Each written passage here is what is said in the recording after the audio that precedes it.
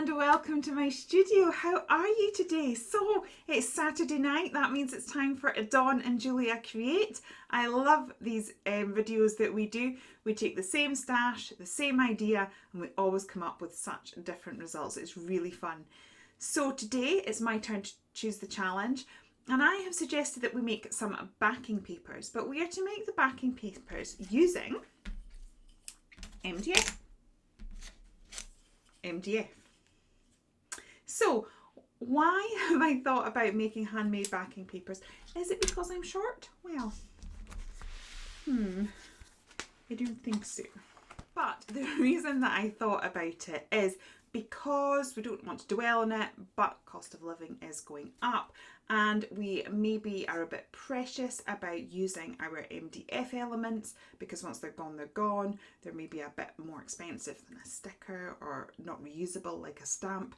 So I was thinking, let's look at ways that we can get the most out of a product like this. So for this week, we're actually going to use them as tools to create backing papers, and then in a following video we will actually use the MDF pieces to create something as well. So without further ado, let's get started. So you can see here I've pulled out my acrylic paints and I have also pulled out my jelly plate, which I've popped a bit of paint on there, and now you'll see me spreading it across evenly using my brayer. The jelly plate is great fun for creating fun and interesting backgrounds and quite addictive once you get started. So here's me featuring the MDF as per the brief, and I'm using that to lift some of the paint off of the jelly plate, and then the remainder I was just stamping on a mop-up sheet at the side. I'm just adding another layer of white paint on the top of that because that's going to allow me to do a pull, which we're about to see. Ta-da! It's the first one. It's always really exciting to see what you've managed to create. It's always a bit of an unknown as well. So on this one, I start off by using my stencil. So the way a jelly press works, whatever you put down first will be the first thing that you'll see on the paper. So you're building up lots of layers, but it's almost like you're working in reverse. So I'm doing the same technique here, this time with the butterflies and the little blossoms, and lifting some of the paint off the jelly press.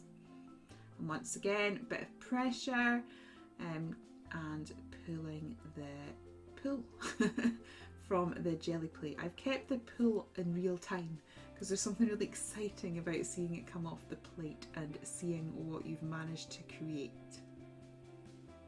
And then with this one, I decide to just pick up those edges. Sometimes the more you use a jelly plate, the more interesting that your pulls become. The first couple can be a bit non-interesting, and then the more you play, the more you get. With this one, I was using liquid acrylic alongside acrylic paint, and I was again using the technique of lifting the paint off with the butterfly, and then I just started cleaning the butterfly on my mop-up page, but I ended up really liking how the mop-up page was working. So I've concentrated on that now, and I'm just lifting up the edges like we did in the earlier piece to create a bit more interest. I just stamped another butterfly on it or two, and I really like how that one turned out. So for the next one, I'm trying to use my sprays and stencils. I'm doing this on my jelly plate, but to be honest, you can do this technique without the jelly plate. I'm sort of taking up the ink first, and I get a sort of abstract blob, which I think looks cool. You've got to like a blob. And again, I'm really liking how that is working. So I'm just concentrating on that, not doing too much to it. And again, just sort of trying to pull up some of that older paint that still sat on the plate to create a little bit more interest. And that's that one done as well. I can't wait to see how Dawn has taken this brief. It's quite a bit of a different one, so I wonder what she'll choose to do. So do make sure that you pop over and see what Dawn has been doing, because she's such an amazing crafter, and I really have no idea what directions she's going to take this in, but she did tell me she had loads of ideas, so I can't wait to watch. So this is me just taking my final pull that you can see there. And these are the prints that I have made so far today. So that was the sort of splodgy one. That was my mop-up page.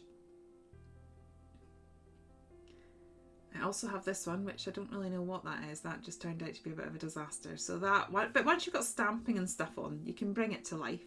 This is the one that I've just pulled, and we're going to develop that one a bit further as well. This again was just me cleaning at the side, but I still keep all of these pages because it's amazing what you can do with them. And that's the initial one that we did together. And then that's the one that I originally really liked, and then I did another pull on top of it and hated it now. So we will remedy that another day.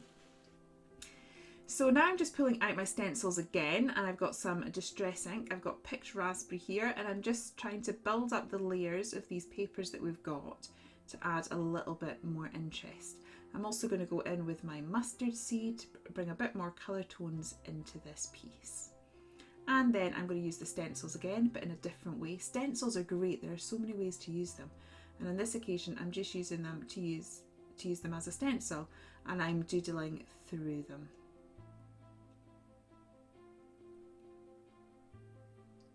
So I'm going to pull out my Pro marker now and just colour in those little hearts. And I love the effect that these black hearts have against the pastel background.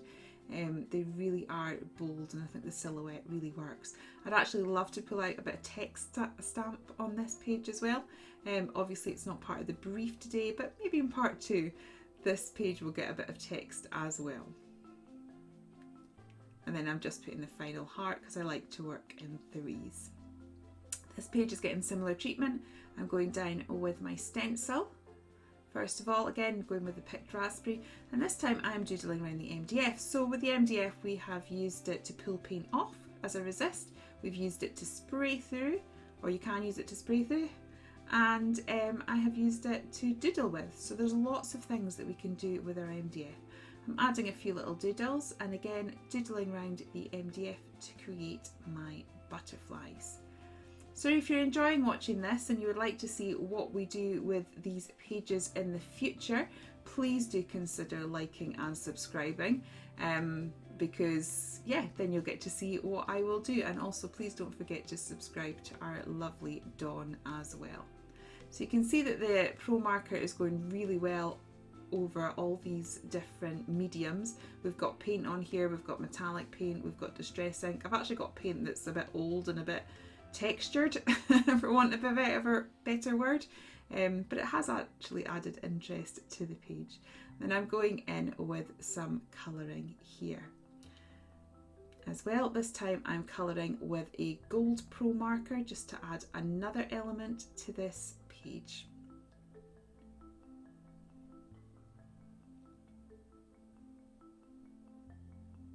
And I'm pulling out my Kuretake Gansey tan piece. I love these paints, and the gold of this is absolutely fabulous. So here are my 3 pages.